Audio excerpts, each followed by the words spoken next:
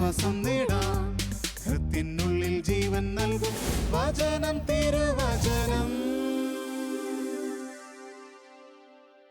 പിതാവായ ദൈവത്തിൻ്റെ സ്നേഹവും പുത്രനായ യേശുക്രിസ്തുവിൻ്റെ കൃപയും ആശ്വാസദായകനായ പരിശുദ്ധാത്മാവിൻ്റെ സഹവാസവും ശാലോം പ്രേക്ഷകരായ നിങ്ങളുടെ കൂടെ എപ്പോഴും ഉണ്ടായിരിക്കട്ടെ. ദൈവവചനം ശ്രവിച്ച് വചനം തിരുവചന ശുശ്രൂഷയിൽ നമുക്ക് പങ്കുകാരാകാം. മത്തായിയുടെ സുവിശേഷം 10-ാം അധ്യായം 40 മുതൽ 42 വരെയുള്ള തിരുവചനം. നിങ്ങളെ സ്വീകരിക്കുന്നവൻ എന്നെ സ്വീകരിക്കുന്നു, എന്നെ സ്വീകരിക്കുന്നവൻ എന്നെ അയച്ചവനെ സ്വീകരിക്കുന്നു. പ്രവാചകനെ പ്രവാചകനായി സ്വീകരിക്കുന്നവന് പ്രവാചകൻ്റെ പ്രതിഫലവും, നീതിമാനെ നീതിമാനായി സ്വീകരിക്കുന്നവന് നീതിമാൻ്റെ പ്രതിഫലവും ലഭിക്കുന്നു. ഈ ചെറിയവരിൽ ഒരുവന് ശിഷ്യൻ എന്ന നിലയിൽ ഒരു പാത്രം വെള്ളമെങ്കിലും കൊടുക്കുന്നവന് പ്രതിഫലം ലഭിക്കാതിരിക്കുകയില്ലെന്ന് സത്യമായി ഞാൻ നിങ്ങളോട് പറയുന്നു. ക്രിസ്തുവിൽ സ്നേഹമുള്ളവരെ, ഈ വചനം നമുക്ക് നൽകുന്ന ഒരു സന്ദേശമുണ്ട്. ഏതൊരു പ്രവൃത്തിക്കും പ്രതിഫലം ഉണ്ട്. ഇന്ന് മനുഷ്യനെല്ലാവരും എന്ത് ചെയ്യുമ്പോഴും ആദ്യം അവൻ്റെ ഉള്ളിൽ ഒരു ചോദ്യമുയരും, ഇത് ചെയ്താൽ എനിക്ക് എന്ത് കിട്ടും? ഈ അടുത്ത കാലത്ത് ഒരു ചെറുപ്പക്കാരൻ, അവനുമായി സംസാരിക്കുന്ന കൂട്ടത്തിൽ അവൻ ചോദിച്ച ചോദ്യം ഇതാണ്: ക്രിസ്തുവിൽ വിശ്വസിച്ചത് കൊണ്ട് എനിക്കെന്ത് കിട്ടും? ഈ ഭൂമിയിൽ വ്യത്യസ്തങ്ങളായ തൊഴിൽ മേഖലകളുണ്ട്, വ്യത്യസ്തങ്ങളായ കോഴ്സുകളുണ്ട്, അതുപോലെ തന്നെ ജീവിത അന്തസ്സിൽ ജീവിക്കുന്നവരുണ്ട്. അപ്പോൾ ആ തലങ്ങളിലൂടെയൊക്കെ പോകുന്ന ഒരു ചിന്താഗതിയുള്ള ഈ ചെറുപ്പക്കാരൻ ചോദിച്ച ചോദ്യമാണ്, ക്രിസ്തുവിൽ ഞാൻ വിശ്വസിച്ചാൽ എനിക്ക് എന്ത് കിട്ടും? ഈ ദിനത്തിൽ നമുക്ക് നമ്മളോട് തന്നെ ചോദിക്കാം, ക്രിസ്തുവിൽ വിശ്വസിക്കുന്ന എനിക്ക് എന്ത് കിട്ടും? തിരുവചനത്തിൻ്റെ അടിസ്ഥാനത്തിൽ നമ്മൾ ഈ ചോദ്യത്തെ ഒന്ന് ധ്യാനിച്ച് നമുക്ക് കണ്ടെത്താം. വചനം നൽകുന്ന ഒരു ചിന്ത, ക്രിസ്തുവിൽ വിശ്വസിക്കുന്നത് കൊണ്ട് നമുക്ക് 9 നന്മകൾ നമുക്ക് ലഭിക്കും. ഒരു വ്യക്തി കർത്താവായ യേശുവിൽ വിശ്വസിക്കുമ്പോൾ അവന് ലഭിക്കുന്ന 9 നന്മകളെ വചനത്തിലൂടെ നമുക്കൊന്ന് ധ്യാനിക്കാം. ഒന്നാമത് നമുക്ക് ലഭിക്കുന്നത്, ഒരു വ്യക്തി യേശുവിനെ രക്ഷകനും നാഥനുമായി സ്വീകരിച്ച് യേശുവിൽ വിശ്വസിക്കുമ്പോൾ അവന് ലഭിക്കുന്ന ഒന്നാമത്തെ അനുഗ്രഹമെന്ന് പറയുന്നത്, അവൻ ദൈവത്തിൻ്റെ മകനായി മകളായി മാറുന്നു. യോഹന്നാൻ്റെ സുവിശേഷം 1-ാം അധ്യായം 12-ാം തിരുവചനം ഇപ്രകാരമാണ്: തന്നെ സ്വീകരിച്ചവർക്കെല്ലാം, തൻ്റെ നാമത്തിൽ വിശ്വസിക്കുന്നവർക്കെല്ലാം ദൈവമക്കളാകുവാൻ അവൻ കഴിവ് നൽകി. ഒരു വ്യക്തി യേശുവിൽ വിശ്വസിക്കുമ്പോൾ അവന് ലഭിക്കുന്ന ഒന്നാമത്തെ അനുഗ്രഹം, അവൻ ദൈവത്തിൻ്റെ മകനായി മകളായിട്ട് മാറുകയാണ്. അതുകൊണ്ടാണ് 1-ാമത്തെ ലേഖനത്തിൽ, യോഹന്നാൻ്റെ 1-ാം ലേഖനത്തിൽ വളരെ ആധികാരികമായിട്ട് ശ്ലീഹ പഠിപ്പിക്കുന്നത്, കണ്ടാലും എത്ര വലിയ സ്നേഹമാണ് പിതാവ് നമ്മളോട് കാണിച്ചത്. ദൈവമക്കളെന്ന് നാം വിളിക്കപ്പെടുന്നു, അങ്ങനെയാണ് താനും. ലോകം നമ്മെ അറിയുന്നില്ല. ഒരുവൻ ക്രിസ്തുവിൽ വിശ്വസിച്ച് കഴിഞ്ഞാൽ അവൻ ദൈവത്തിൻ്റെ മകനാണ്. അവൻ്റെ കാര്യങ്ങൾ അതറിയുന്ന, സ്നേഹിക്കുന്ന, അവൻ ആവശ്യമായി നൽകുന്ന ഒരു പിതാവിൻ്റെ മകനായി മകളായി ഒരുവൻ മാറുകയാണ് ക്രിസ്തുവിൽ വിശ്വസിക്കുന്നതിലൂടെ. രണ്ടാമത്, യേശു ക്രിസ്തുവിൽ വിശ്വസിക്കുമ്പോൾ നമുക്ക് രണ്ടാമത് ലഭിക്കുന്ന അനുഗ്രഹമെന്ന് പറയുന്നത്, പാപമോചനം നമുക്ക് ലഭിക്കും. യോഹന്നാൻ്റെ 1-ാം ലേഖനത്തിൽ 1-ാം അധ്യായം 7-ാം വാക്യം ഇപ്രകാരമാണ്: അവിടുത്തെ പുത്രനായ യേശുവിൻ്റെ രക്തം എല്ലാ പാപങ്ങളിൽ നിന്നും നമ്മെ ശുദ്ധീകരിക്കുന്നു. യേശുവിന് മാത്രമേ ഈ ലോകത്തിൽ മനുഷ്യൻ്റെ പാപങ്ങൾ മോചിക്കുവാനായിട്ടുള്ള അധികാരമുള്ളത്. യേശുവിൻ്റെ പരസ്യജീവിതത്തിൽ നമ്മൾ കാണുന്നുണ്ട്. മത്തായിയുടെ സുവിശേഷത്തിൽ 9-ാം അധ്യായത്തിൽ യേശു വചനം പ്രസംഗിച്ചുകൊണ്ടിരിക്കുമ്പോൾ തളർന്ന മനുഷ്യനെ ഒരു 4 പേര് ചേർന്ന് ഒരു കട്ടിലിൽ കൊണ്ടുവരികയാണ്. എവിടെയൊക്കെ ഈശോ വചനം പ്രസംഗിച്ചുവോ അവിടെയൊക്കെ വലിയ അത്ഭുതങ്ങളും അടയാളങ്ങളും രോഗശാന്തിയുമൊക്കെ സംഭവിക്കുന്നത് കണ്ടിട്ട് അതിൽ വിശ്വസിച്ച 4 പേര് ഈ തളർന്ന മനുഷ്യനെ കൊണ്ടുവന്ന് അവർ യേശുവിൻ്റെ അരികിൽ കൊണ്ടുവരികയാണ്. എന്തിനാണ്? ഒരു സൗഖ്യത്തിനായിട്ട്. യേശുവിൻ്റെ അരികിലേക്ക് എത്തുമ്പോൾ ഇവർക്ക് യേശുവിൻ്റെ അരികിൽ എത്താൻ പറ്റുന്നില്ല. അത്രമാത്രം ജനക്കൂട്ടം ആ ഭവനത്തിൽ നിറഞ്ഞിരിക്കുകയാണ്. ഈ കൊണ്ടുവന്ന 4 പേരുടെ അവർക്ക് ഉറച്ച വിശ്വാസമുണ്ട്, ഈ മനുഷ്യനെ യേശുവിൻ്റെ അരികിൽ കൊണ്ടെത്തിച്ചാൽ മതി, തീർച്ചയായിട്ടും ഇവന് സൗഖ്യം കിട്ടും. അതുകൊണ്ട് അവർ അല്പം സാഹസം കാണിക്കുവാനായിട്ട് തയ്യാറാവുകയാണ്. എന്താണ് സാഹസം? അവർ മേൽക്കൂരയിൽ കയറി മേൽക്കൂര പൊളിച്ചു മാറ്റി ഈ തളർവാദ രോഗിയെ യേശുവിൻ്റെ അരികിലേക്ക് എത്തിച്ചു. ആ നിമിഷത്തിൽ തന്നെ ഈശോ അവനോട് പറയുന്ന ആദ്യത്തെ വാക്യം ഇതാണ്: നിന്റെ പാപങ്ങൾ ക്ഷമിക്കപ്പെട്ടിരിക്കുന്നു, കിടക്കയും എടുത്തുകൊണ്ട് പോവുക. പെട്ടെന്ന് ആ വചനം കേട്ടപ്പോൾ തന്നെ മത്തായിയുടെ സുവിശേഷം 9-ാം അധ്യായം 2-ാം വാക്യത്തിൽ ഇപ്രകാരമാണ്: മകനെ ധൈര്യമായിരിക്കുക, നിന്റെ പാപങ്ങൾ ക്ഷമിക്കപ്പെട്ടിരിക്കുന്നു. ഈശോ ആ തളർവാദ രോഗിയെ കണ്ടിട്ട് പറഞ്ഞ വാക്കാണ്. അവിടെയുള്ള എല്ലാവരും അത്ഭുതപ്പെട്ടു. എങ്ങനെ ഈ മനുഷ്യന് പാപങ്ങൾ മോചിക്കുവാനായിട്ട്, പാപങ്ങൾ ക്ഷമിക്കുവാനായിട്ട് സാധിക്കും? അത് ദൈവത്തിന് മാത്രം സാധിക്കുന്നതല്ലേ? പ്രിയമുള്ളവരെ, യേശു തൻ്റെ ജീവിതത്തിലൂടെ പിതാവിൻ്റെ അനുഗ്രഹമാണ് പാപമോചനം മറ്റുള്ളവർക്ക് നൽകുന്നതെന്ന് മനസ്സിലാക്കി തരുവാനായിട്ട് ഈശോ അവൻ്റെ പാപങ്ങൾ മോചിച്ച് അവനെ സൗഖ്യപ്പെടുത്തുകയാണ്. യോഹന്നാൻ്റെ സുവിശേഷത്തിലെ 8-ാം അധ്യായം 24 ഇപ്രകാരം പറയുന്നുണ്ട്: ഞാൻ തന്നെ എന്ന് വിശ്വസിക്കുന്നില്ലെങ്കിൽ നിങ്ങൾ നിങ്ങളുടെ പാപങ്ങളിൽ മരിക്കും. ഈശോ വളരെ ആധികാരികമായിട്ട് പറയുകയാണ്. കാരണം ഞാൻ തന്നെ എന്ന് നിങ്ങൾ വിശ്വസിക്കുന്നില്ലെങ്കിൽ നിങ്ങൾ നിങ്ങളുടെ പാപങ്ങളിൽ മരിക്കും. അതുകൊണ്ട് ഒരു ദൈവ പൈതൽ അല്ലെങ്കിൽ ഒരു വിശ്വാസി യേശുവിൽ വിശ്വസിക്കുമ്പോൾ അവന് ലഭിക്കുന്ന ഒരു വലിയ അനുഗ്രഹമെന്ന് പറയുന്നത് അവൻ്റെ പാപങ്ങൾ മോചിക്കപ്പെടുകയാണ്. അത് ഈ ലോകത്തിലുള്ള ആർക്കും ചെയ്യുവാനായിട്ട് സാധ്യമല്ല. അതുകൊണ്ടാണ് ഈശോ ആധികാരികമായിട്ട് ഈ കൽപ്പന ശിഷ്യന്മാർക്ക് കൊടുക്കുകയാണ്. നിങ്ങൾ ഭൂമിയിൽ ആരുടെ പാപങ്ങൾ മോചിക്കുന്നുവോ അത് സ്വർഗത്തിലും മോചിക്കപ്പെടും. ഈശോയിൽ നിറഞ്ഞു നിന്ന പാപമോചന അധികാരം അത് സഭയ്ക്ക് കൈമാറി ആരൊക്കെ യേശുവിൽ വിശ്വസിച്ച് ഒരു കുമ്പസാരമെന്ന കൂദാശ സ്വീകരിക്കുന്നുവോ അവർക്ക് ലഭിക്കുന്ന ഒരു അനുഗ്രഹമെന്ന് പറയുന്നത് അവൻ്റെ എല്ലാ പാപങ്ങളും ആ കൂദാശയിലൂടെ, യേശുവിൽ വിശ്വസിക്കുന്നതിലൂടെ ആ വ്യക്തിക്ക് സ്വന്തമാക്കാനായിട്ട് കഴിയുന്നു. മൂന്നാമത്, യേശുവിൽ വിശ്വസിക്കുന്ന ഒരു വ്യക്തിക്ക് ലഭിക്കുന്നത് പരിശുദ്ധാത്മാവിൻ്റെ ഫലങ്ങളാണ്. പരിശുദ്ധാത്മാവിൻ്റെ ദാനം ലഭിക്കും.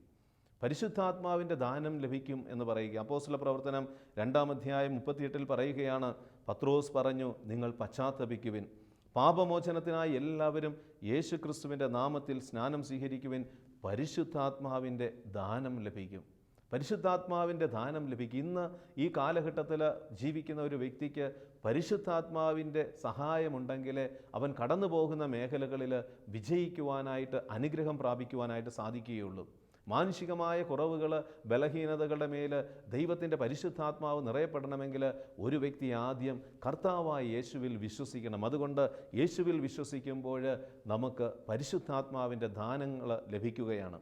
നാലാമത്, യേശുവിൽ വിശ്വസിക്കുന്ന ഒരു വ്യക്തിക്ക് ലഭിക്കുന്ന അനുഗ്രഹമെന്ന് പറയുന്നത് അവൻ രക്ഷിക്കപ്പെടുകയാണ്. രക്ഷയുടെ അനുഭവത്തിലേക്ക് ഒരു വ്യക്തി വരികയാണ്. മാർക്കൂസിൻ്റെ സുവിശേഷം 16-ാം അധ്യായം 16 ഈശോ, ഉദ്ധിതനായ ഈശോ ശിഷ്യന്മാരുടെ മുമ്പിൽ പ്രത്യക്ഷപ്പെട്ട് പറയുകയാണ്: നിങ്ങൾ ലോകമെങ്ങും പോയി സകല സൃഷ്ടികളോടും സുവിശേഷം പ്രസംഗിക്കുവിൻ, വിശ്വസിച്ച് സ്നാനം സ്വീകരിക്കുന്നവൻ രക്ഷിക്കപ്പെടും, വിശ്വസിക്കാത്തവൻ ശിക്ഷിക്കപ്പെടും. യേശുവിലുള്ള വിശ്വാസത്തിലൂടെയാണ് ഒരു വ്യക്തിയുടെ ജീവിതം രക്ഷയിലേക്ക് കടന്നു വരുന്നത്. എഫേസുസാർക്ക് എഴുതിയ ലേഖനത്തിലെ 2-ാം അധ്യായം 8 പറയുന്നുണ്ട്: വിശ്വാസം വഴി, യേശുക്രിസ്തുവിലുള്ള വിശ്വാസം വഴി കൃപയാലാണ് നിങ്ങൾ രക്ഷിക്കപ്പെടുന്നത്, അത് നിങ്ങൾ നേടിയെടുത്തതല്ല, ദൈവത്തിൻ്റെ ദാനമാണ്. അപ്പോൾ ഒരു മനുഷ്യൻ, ഏത് വ്യക്തിയായിക്കൊള്ളട്ടെ, ഏത് സമൂഹത്തിൽ ജീവിച്ചുകൊള്ളട്ടെ, അവൻ യേശുവിനെ രക്ഷകന് നാഥനുമായിട്ട് സ്വീകരിച്ച് യേശുവിൽ വിശ്വസിക്കുമ്പോൾ അവന് ലഭിക്കുന്ന അനുഗ്രഹമെന്ന് പറയുന്നത് രക്ഷയുടെ അനുഭവമാണ്. അപ്പോസ്തല പ്രവർത്തനത്തിൽ 4-ാം അധ്യായം 12 നമ്മൾ കാണുന്നുണ്ട്: ആകാശത്തിന് കീഴിൽ ഭൂമിക്ക് മുകളിൽ മനുഷ്യരുടെ രക്ഷയ്ക്കായി നൽകപ്പെട്ട ഏകനാമം കർത്താവായ യേശുക്രിസ്തുവിൻ്റെ നാമം തന്നെയാണ്. അപ്പോൾ ഒരു വ്യക്തി യേശുവിൽ വിശ്വസിക്കുമ്പോൾ അവന് ഈ അനുഗ്രഹം ലഭിക്കുന്നുണ്ട്. അപ്പോസ്തല പ്രവർത്തനത്തിൽ നമ്മളിത് കാണുന്നുണ്ട്. റോമാക്കാർക്ക് എഴുതിയ ലേഖനത്തിൽ 10-ാം അധ്യായം 9 പറയുകയാണ്: കർത്താവായ യേശുവിനെ അധരങ്ങൾ കൊണ്ട് ഏറ്റുപറയുകയും ദൈവം അവനെ മരിച്ചവരിൽ നിന്ന് ഉയർപ്പിച്ചുവെന്ന് ഹൃദയത്തിൽ വിശ്വസിക്കുകയും ചെയ്താൽ നീ രക്ഷ പ്രാപിക്കും. അതുകൊണ്ട് ഈ ദിനത്തിൽ നമ്മൾ തിരിച്ചറിയണം, യേശുവിൽ വിശ്വസിക്കുന്നത് അതൊരു നഷ്ടത്തിൻ്റെ, പ്രതിഫലമില്ലാത്തതിൻ്റെ ഒരു ജീവിത അവസ്ഥയിലേക്ക് ഒരു വ്യക്തിയെ കൊണ്ട് എത്തിക്കുന്നില്ല, മറിച്ച് അനുഗ്രഹങ്ങൾ മാത്രമേ ആ വ്യക്തിക്ക് ലഭിക്കുന്നുള്ളൂ. വീണ്ടും നമ്മൾ കാണുന്നുണ്ട് 5-ാമത്, യേശുവിൽ വിശ്വസിക്കുന്നവന് ലഭിക്കുന്ന 5-ാമത്, എല്ലാ കാര്യങ്ങളും ആ വ്യക്തിക്ക് സാധ്യമാക്കുവാനായിട്ട് സാധിക്കും.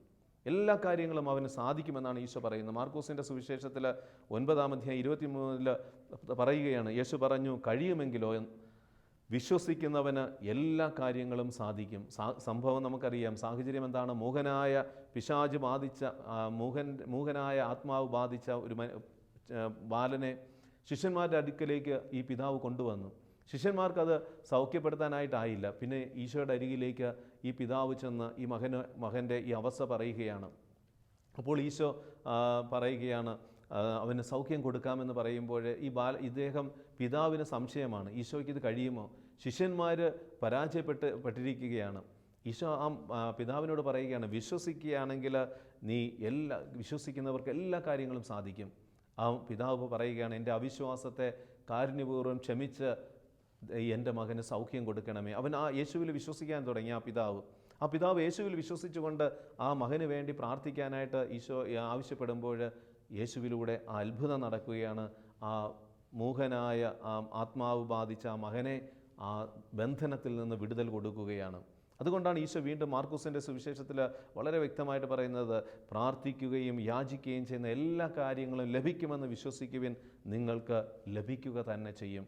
മാർക്കോസിൻ്റെ സുവിശേഷം 11-ാം അധ്യായം 24. അപ്പോൾ യേശുവിൽ വിശ്വസിച്ച് നമ്മൾ പ്രാർത്ഥിക്കുമ്പോൾ, ജീവിക്കുമ്പോൾ നമുക്ക് സാധ്യമാണ് എന്ന് തിരിച്ചറിയണം. വീണ്ടും നമ്മൾ 6-ാമത് വചനം പഠിപ്പിക്കുകയാണ്, ദൈവത്തിൻ്റെ മഹത്വം നമുക്ക് ദർശിക്കാൻ സാധിക്കും. യേശുവിൽ വിശ്വസിക്കുന്ന വ്യക്തിക്ക് ഓരോ ദിവസവും ദൈവത്തിൻ്റെ മഹത്വം ദർശിക്കുവാൻ തക്കവിധം അവൻ്റെ ജീവിതം ഒരു അത്ഭുതങ്ങളുടെ ഒരു ജീവിതമായിട്ട് മാറും.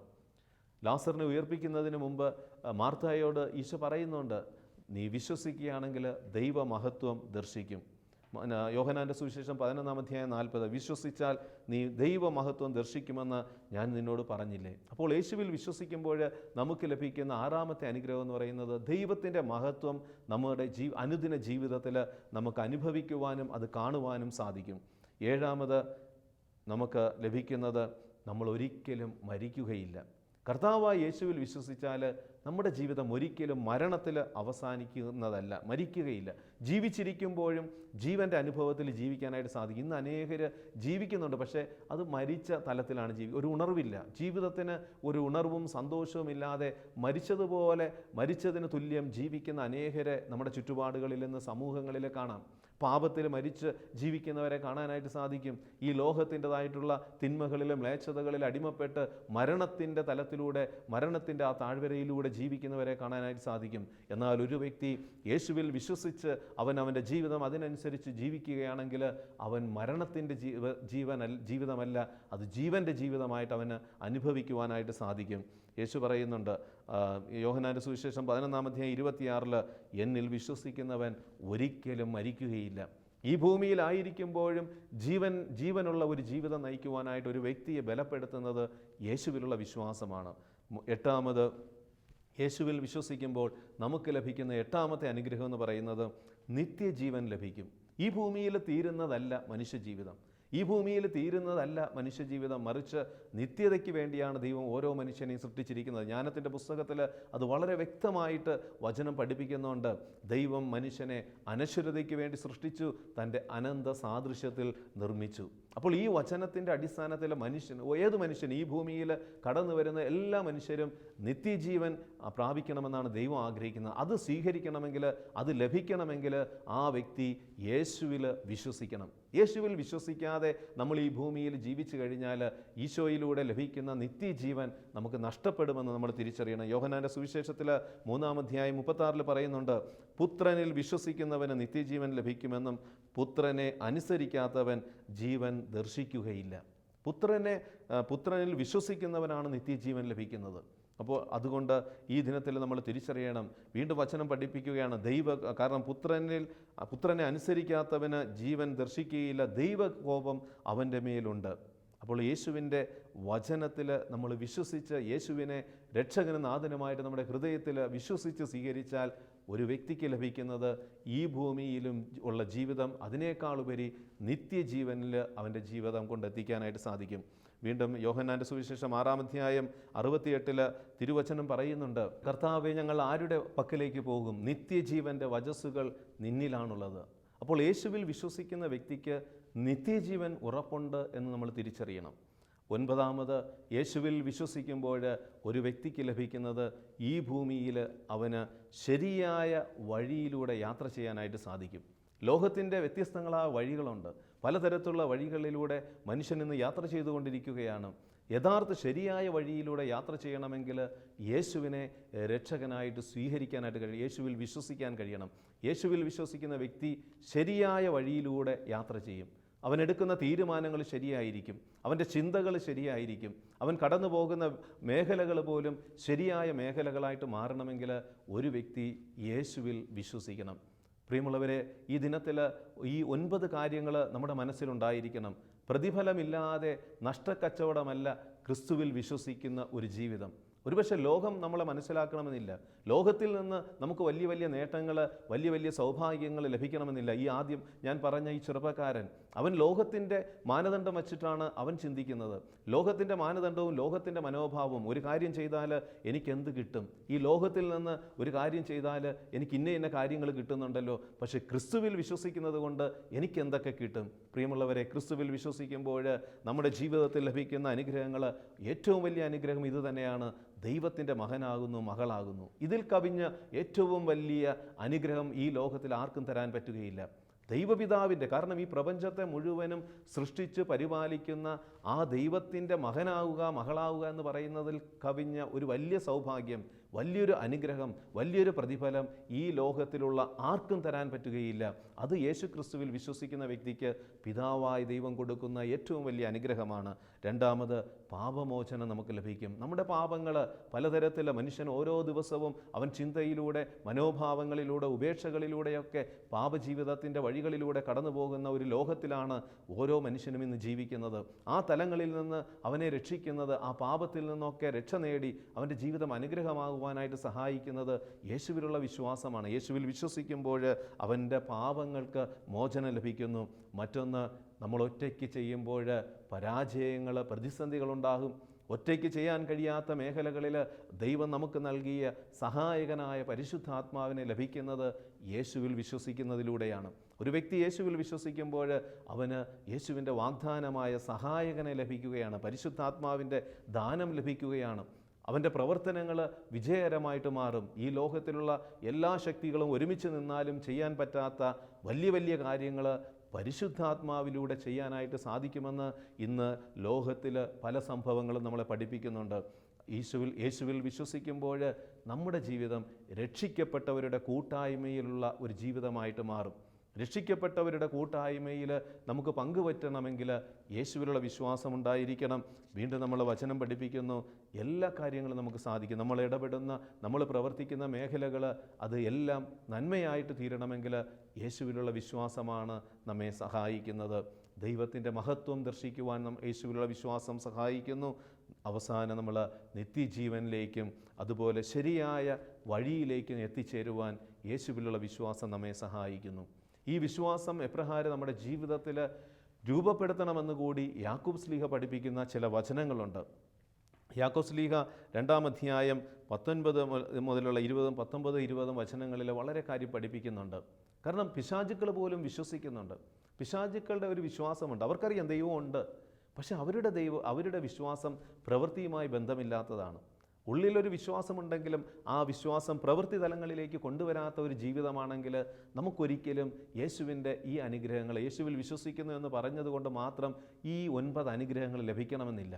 യേശുവിൽ വിശ്വസിക്കുന്നുവെന്ന് അധരങ്ങൾ കൊണ്ട് പറയുന്നതോടൊപ്പം നമ്മുടെ പ്രവൃത്തിയിലൂടെ ഇത് കാണിച്ചു കൊടുക്കുവാനായിട്ട് സാധിക്കണം. അതുകൊണ്ടാണ് യാക്കോബ് ശ്ലീഹ പറയുക, പ്രവൃത്തിയില്ലാത്ത വിശ്വാസം നിഷ്ഫലമാണ്. പ്രവൃത്തിയില്ലാത്ത വിശ്വാസം നിഷ്ഫലമാണ്. യേശുവിൽ വിശ്വസിക്കുന്നു എന്ന് പറയുമ്പോൾ നമ്മൾ എടുക്കുന്ന ഓരോ നിലപാടുകളിൽ, ചിന്തകളിൽ, പ്രവൃത്തികളിൽ ഈ ഒരു വിശ്വാസ ചൈതന്യം ഉണ്ടായിരിക്കണം. ഈ വിശ്വാസ ചൈതന്യം മറ്റുള്ളവർ ദർശിക്കാൻ കഴിയണം. ലോകത്തിലുള്ള മറ്റു മനുഷ്യർ ചെയ്യുന്നത് പോലെയുള്ള ചിന്താഗതികളും പ്രവർത്തന ശൈലിയുമല്ല ഒരു ക്രിസ്തുവിൽ വിശ്വസിക്കുന്ന ഒരു വിശ്വാസിയിൽ നിന്ന് ഉണ്ടാകേണ്ടത്. അതുകൊണ്ട് ഈ ഒരു മനോഭാവം നമുക്ക് എപ്പോഴും ഉണ്ടായിരിക്കണം. എന്താണ് വിശ്വാസമെന്ന് ഹെബ്രായർക്കാർക്ക് എഴുതിയ ലേഖനത്തിൽ 11-ാം അധ്യായം 1-ാം വാക്യം പഠിപ്പിക്കുന്നുണ്ട്. വിശ്വാസം എന്നത് പ്രത്യാശിക്കുന്നവ ലഭിക്കുമെന്ന ഉറപ്പും കാണപ്പെടാത്തവ ഉണ്ട് എന്ന ബോധ്യവുമാണ്.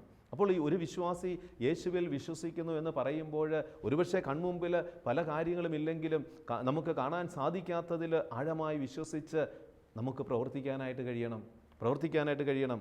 ഹെബ്രായർക്കാർക്ക് എഴുതിയ ലേഖനത്തിൽ 11-ാം അധ്യായം 6-ാം വാക്യം പറയുകയാണ്, വിശ്വാസമില്ലാതെ ദൈവത്തെ പ്രസാദിപ്പിക്കുക സാധ്യമല്ല. ദൈവസന്നിധിയിൽ ശരണം പ്രാപിക്കുന്നവർ ദൈവം ഉണ്ടെന്നും തന്നെ അന്വേഷിക്കുന്നവർക്ക് പ്രതിഫലം നൽകുമെന്നും വിശ്വസിക്കണം. യേശുവിൽ വിശ്വസിക്കുന്ന നമ്മൾ അത് പ്രവൃത്തി പദങ്ങളിൽ ഈ വിശ്വാസ ചൈതന്യം നിലനിർത്തണം. പ്രതിസന്ധികൾ, പ്രശ്നങ്ങളുണ്ടാകുമ്പോൾ പ്രവർത്തന മേഖലകളിൽ യേശുവിലുള്ള വിശ്വാസമില്ലാതെ നമ്മൾ നഷ്ടധൈര്യരാകുമ്പോൾ യഥാർത്ഥത്തിൽ നമ്മൾ ശരിയായ വിശ്വാസം അല്ല നമ്മൾ പാലിക്കുന്നത്. അതോടൊപ്പം തന്നെ നമ്മൾ യേശുവിൽ വിശ്വസിക്കുന്നതെന്ന് പറഞ്ഞിട്ട് വെറുപ്പിൻ്റെയും വിദ്വേഷത്തിൻ്റെയും വൈരാഗ്യത്തിൻ്റെയും മറ്റുള്ളവരെ തകർക്കുന്ന പിശാചിൻ്റെ പ്രവർത്തനങ്ങൾ നമ്മൾ പ്രവർത്തിച്ചു കൊണ്ടിരുന്നാൽ നമ്മുടെ വിശ്വാസം യേശുവിലുള്ള വിശ്വാസമല്ല, പിശാചിൻ്റെ വിശ്വാസമാകും. പിശാചിനറിയാം ദൈവമുണ്ട്, യേശുവുണ്ട്, എല്ലാം പിശാചിനറിയാം. പക്ഷേ ചില മനുഷ്യർ യേശു ഉണ്ടെന്നറിയുന്നുണ്ട്, യേശുവിൽ വിശ്വസിക്കുന്നതെന്ന് പറയുന്നുണ്ട്, പക്ഷേ അവരുടെ പ്രവർത്തനങ്ങൾ മുഴുവനും യേശുവുമായി ബന്ധമില്ലാത്തതായിരിക്കാം. യേശു പറയുന്ന വചനത്തിന് യോഗ്യമായിട്ട് ക്ഷമിക്കാനും സ്നേഹിക്കുവാനും വിട്ടുകൊടുക്കുവാനും നിത്യത മുന്നിൽ കണ്ടുകൊണ്ട് വിശ്വാസ ജീവിതം നയിക്കുവാനും ഒരു വിശ്വാസിക്ക് സാധിക്കുമ്പോഴാണ് അവൻ്റെ ഹൃദയത്തിലുള്ള വിശ്വാസം ആ പ്രവൃത്തി തലങ്ങളിൽ പ്രകാശിപ്പിക്കുന്നത്, പ്രകാശമായിട്ട് മാറുന്നത്. ഈ ദിനത്തിൽ ദൈവസന്നിധിയിൽ നമുക്ക് ഒരു നിമിഷം നമ്മളോട് തന്നെ ചോദിക്കാം. ഓരോ പ്രവൃത്തി ചെയ്യുമ്പോഴും നമ്മുടെ ഉള്ളിൽ പലതും ചോദിക്കാറുണ്ട്. ഇത് ചെയ്യുമ്പോൾ എനിക്ക് എന്താണ് കിട്ടുന്നത്? യേശുവിൽ വിശ്വസിക്കുന്നത് കൊണ്ട് എന്ത് കിട്ടുമെന്ന് പലരും നമ്മളോട് ചോദിക്കുമ്പോൾ നമുക്കിതുപോലെ ഈ 9 കാര്യങ്ങൾ നമുക്ക് മറ്റുള്ളവരോട് പറയാൻ സാധിക്കുന്നുണ്ടോ?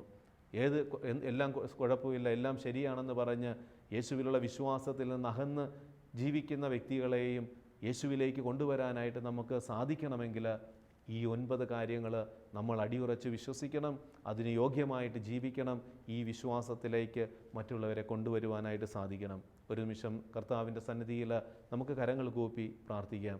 കാരുണ്യവാനായ ദൈവമേ, പലപ്പോഴും ഞങ്ങൾ യേശുവിൽ വിശ്വസിക്കുന്നു എന്ന് പറയുകയും മറ്റുള്ളവർ ഈ ഭൂമിയിലുള്ള നേട്ടങ്ങൾ, അനുഗ്രഹങ്ങൾ കൈവശമാക്കി യേശുവിൽ വിശ്വസിക്കാതെ ജീവിച്ചിട്ടും ഞങ്ങൾക്ക് അനുഗ്രഹങ്ങൾ ലഭിക്കുന്നു എന്ന് പറയുന്ന ഞങ്ങളുടെ മുമ്പിൽ ഞങ്ങളുടെ വിശ്വാസത്തെ ചോദ്യം ചെയ്യുമ്പോഴും പലപ്പോഴും ഞങ്ങൾ നഷ്ടധൈര്യരായിട്ട് മാറാറുണ്ട്.